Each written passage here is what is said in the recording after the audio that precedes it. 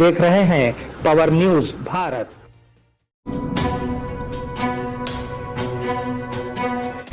नाजरीन आदाब व इस्तकबाल, पावर न्यूज़ भारत से मैं आमिर जमाल।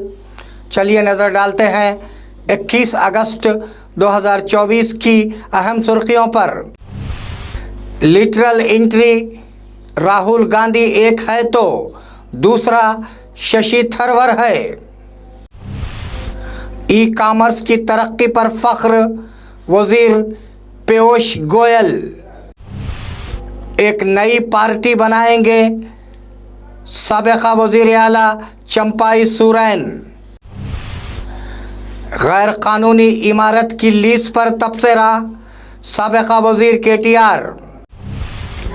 किसानों को BRS कायदीन की बातों पर यकीन नहीं करना चाहिए, बोधन MLA P सुदर्शन रेड्डी। नाजरीन अब खबरों की तफसील। लिटरल एंट्री, राहुल गांधी एक है तो दूसरा शशि थरूर है। राहुल गांधी और मल्लिकार्जुन खड़गे की तरफ से मुखालिफत की लिटरल एंट्री पॉलिसी के लिए शशि थरूर की हिमायत हैरान कुन है। पहले दो ने तनकीद की कि हुकूमत का इरादा सिविल सर्विसेज में तहफ़्फ़ुज़ात मुतारुफ़ कराने का है। शशि थरूर ने नतीजा अख्ज़ किया कि ये पॉलिसी इंतज़ामिया में मज़ामीन के लिहाज से माहिरीन की कमी को पूरा करने का बेहतरीन तरीक़ा है। मुस्तक़बिल में मौजूदा क़वानीन के मुताबिक रिज़र्वेशन की जाए और सिविल अफसरान को तरबियत दी जाए। ई कॉमर्स की तरक्की पर फ़ख्र, वज़ीर पीयूष गोयल। वज़ीर तिजारत पीयूष गोयल ने कहा कि ई कॉमर्स नेटवर्क का निफ्स हिस्सा अगले 10 सालों में हमारी मार्केट का हिस्सा बन जाएगा। दर हकीकत ये तशवीशनाक है। उन्होंने मुतनब्बा किया कि ये शिकारी कीमतों का बास बनेगा और समाजी खला पैदा करेगा। कुछ लोगों ने कहा कि ऑनलाइन ग्रोसरीज खरीदना एक राहत है। उन्होंने कहा कि अमेज़ॉन जैसी कंपनियों की सरमायाकारी से मईशत को कुछ नहीं होगा, इसलिए रिटेल स्टोर्स बंद हो सकते हैं। एक नई पार्टी बनाएंगे, साबिका वजीर आला चंपाई सोरेन। झारखंड के साबिका वजीर आला चंपाई सोरेन ने ऐलान किया है कि वो बीजेपी में शामिल होने की मुहिम के तनाजुर में एक नई पार्टी बनाएंगे। उन्होंने कहा कि उनके पास 3 ऑप्शन हैं, लेकिन उन्होंने कहा कि वो अब रिटायर नहीं होंगे। उन्होंने कहा कि वो नई पार्टी बनाएंगे और मजबूत करेंगे और अगर ज़रूरत पड़े तो इत्तेहाद के लिए तैयार हैं। करीबी ज़राए के मुताबिक हेमंत सोरेन के चार्ज संभालने के बाद चंपाई ने JMM में अहमियत खो दी है। गैर कानूनी इमारत की लीज पर तबसरा, साबिका वजीर KTR।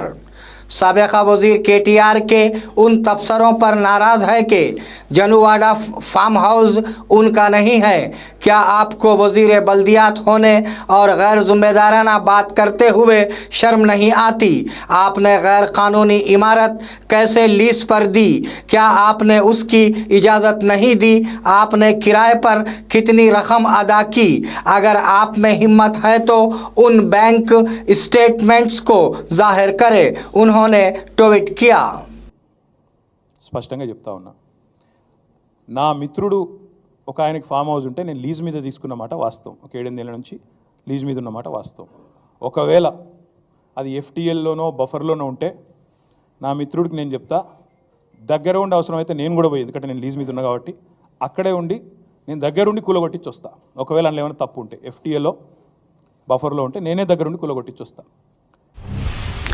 किसानों को BRS कायदीन की बातों पर यकीन नहीं करना चाहिए, बोधन MLA P सुदर्शन रेड्डी।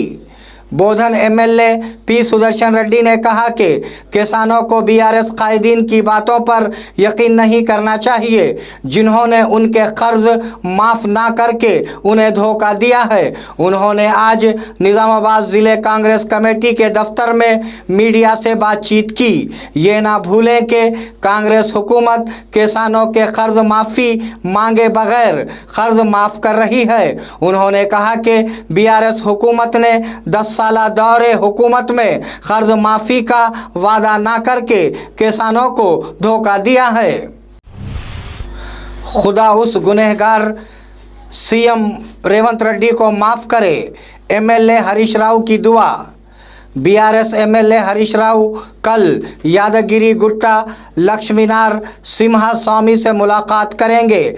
हरीश राव ने कहा कि सीएम रेवंत रेड्डी ने यादागिरी लक्ष्मीनार सिम्हा स्वामी से वादा करके अपनी बात तोड़ दी है कि वो 2 लाख रुपए का कर्ज माफ़ करेंगे और उन्हें उसकी अदायगी करनी चाहिए। उन्होंने कहा कि वो नरसिम्हा स्वामी से दुआ करेंगे कि ये देखें कि सीएम के जरिए किए गए गुनाह लोगों को ना लगे। उन्होंने एक प्रेस नोट जारी करते हुए कहा कि वो खुदा से गुनहगार सीएम रेवंत रेड्डी को माफ़ करने की दरख्वास्त करते हैं। नाजरीन, मिलते हैं एक छोटे से वक्फे के बाद, कहीं जाइएगा नहीं। इस प्रोग्राम को पेश करने में हमारा ताउन किया है new Patel mobile sales and service, शरबती किनाल, बोधन। नाजरीन, वक्फे के बाद दोबारा आप सबका खैर मकदम है। बीजेपी लीडर केटीआर को बुलाया जाना चाहिए, वजीर कोमटिरेड्डी वेंकट रेड्डी। वजीर कोमटिरेड्डी वेंकट रेड्डी ने कहा कि बीआरएस के कारगुजार सदर केटीआर को अब बीजेपी लीडर बुलाना चाहिए। उन्होंने इल्ज़ाम लगाया कि बीआरएस पार्टी ख़ानदान की खातिर बीजेपी में जम हो रही है। वज़ीर ने कहा कि वो केटीआर के फार्म हाउस गए और देखा कि ये 25 एकड़ है। CM Revanth Reddy farm house के वजूद पर भी तनकीद कर रहे थे और मुतालबा किया कि वो दिखाएं कि फार्म हाउस कहाँ हैं। पंचायती इंतखाबात के लिए वोटर लिस्ट की तैयारी के शेड्यूल को हतमी शक्ल दे दी गई है।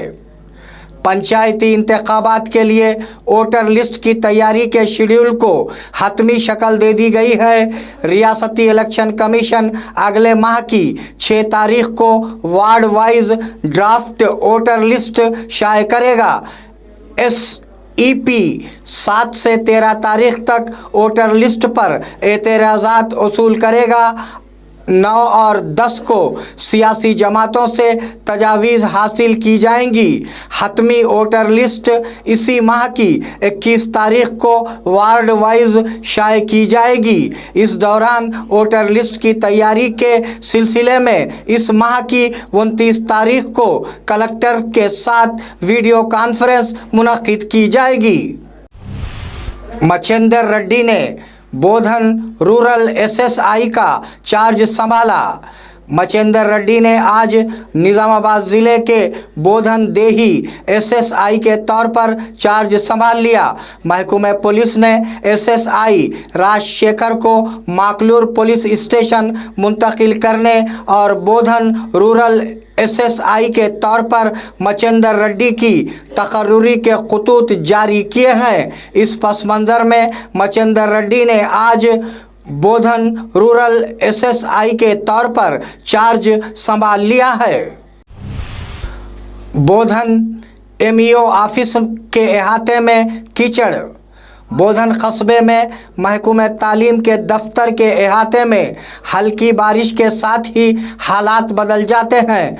थोड़ी सी बारिश में भी दफ्तर के अहाते में मूसलाधार बारिश का पानी खड़ा रहता है, जिससे अफसरान का दफ्तर जाना मुश्किल हो जाता है। इसी वक्त महकमे तालीम के दफ्तर का पूरा अहाता कीचड़ बन चुका है। दफ्तरी अमले से कहा गया कि वो इस मसले को हल करें। बोधन में माला महानाडू के रहनुमाओं की गिरफ्तारी। पुलिस ने आज ज़िले निज़ामाबाद के बोधन मंडल में भारत बंद के हिस्से के तौर पर माला महानाडू के कई लीडरों को गिरफ्तार किया। माला महानाडू के लीडरों ने कहा कि वो एससी की दर्जेबंदी पर सुप्रीम कोर्ट के फैसले के खिलाफ ये बंद कर रहे हैं, पुरअमन तरीके से अपने हुकूक हासिल करेंगे। माला महानाडू के रहनुमा यादगिरी ईश्वर स्वामी एलैया और दीगर गिरफ्तार होने वालों में शामिल हैं। बोधन के खंडगांव में माला महानाडू के तहत भारत बंद।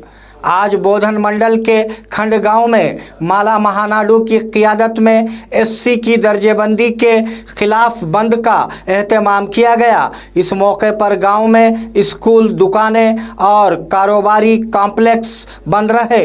माला महानाडू के कायदीन ने इस मौके पर कहा कि उन्होंने एससी की दर्जेबंदी पर सुप्रीम कोर्ट के फैसले को फौरी तौर पर वापस लेने का मुतालबा किया है। इस प्रोग्राम में लीडर गणेश चा और दीगर ने शिरकत की। बहुजनवादम एत्ताले